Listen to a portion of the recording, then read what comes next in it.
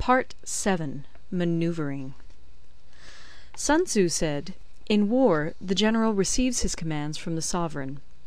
Having collected an army and concentrated his forces, he must blend and harmonize the different elements thereof before pitching his camp. After that comes tactical maneuvering, than which there is nothing more difficult. The difficulty of tactical maneuvering consists in turning the devious into the direct, and misfortune into gain. Thus, to take a long and circuitous route, after enticing the enemy out of the way, and those starting after him, to contrive to reach the goal before him, shows knowledge of the artifice of deviation. Manoeuvring with an army is advantageous; with an undisciplined multitude, most dangerous.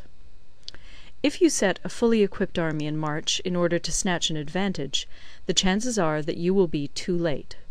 On the other hand, to detach a flying column for the purpose involves the sacrifice of its baggage and stores. Thus, if you order your men to roll up their buff coats, and make forced marches without halting day or night, covering double the usual distance at a stretch, doing 100 li in order to wrest an advantage, the leaders of all your 3 divisions will fall into the hands of the enemy. The stronger men will be in front, the jaded ones will fall behind, and on this plan only 1/10 of your army will reach its destination. If you march 50 li in order to outmanoeuvre the enemy, you will lose the leader of your first division, and only half your force will reach the goal. If you march 30 li with the same object, 2/3 of your army will arrive.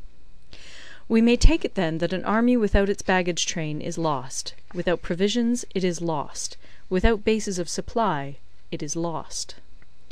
We cannot enter into alliances until we are acquainted with the designs of our neighbours. We are not fit to lead an army on the march unless we are familiar with the face of the country, its mountains and forests, its pitfalls and precipices, its marshes and swamps. We shall be unable to turn natural advantage to account unless we make use of local guides. In war, practice dissimulation and you will succeed. Whether to concentrate or to divide your troops must be decided by circumstances. Let your rapidity be that of the wind, your compactness that of the forest. In raiding and plundering be like fire, in immovability like a mountain. Let your plans be dark, and impenetrable as night, and when you move, fall like a thunderbolt.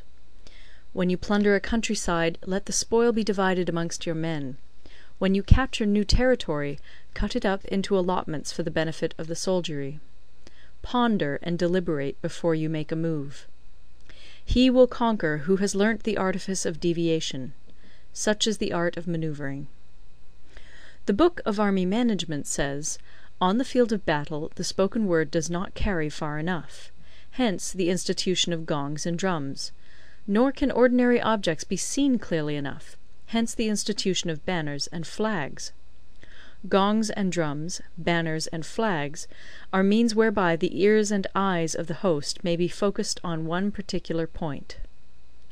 The host thus forming a single united body, it is impossible either for the brave to advance alone, or for the cowardly to retreat alone. This is the art of handling large masses of men. In night fighting, then, make much use of signal flyers and drums, and in fighting by day, of flags and banners, as a means of influencing the ears and eyes of your army. A whole army may be robbed of its spirit; a commander-in-chief may be robbed of his presence of mind.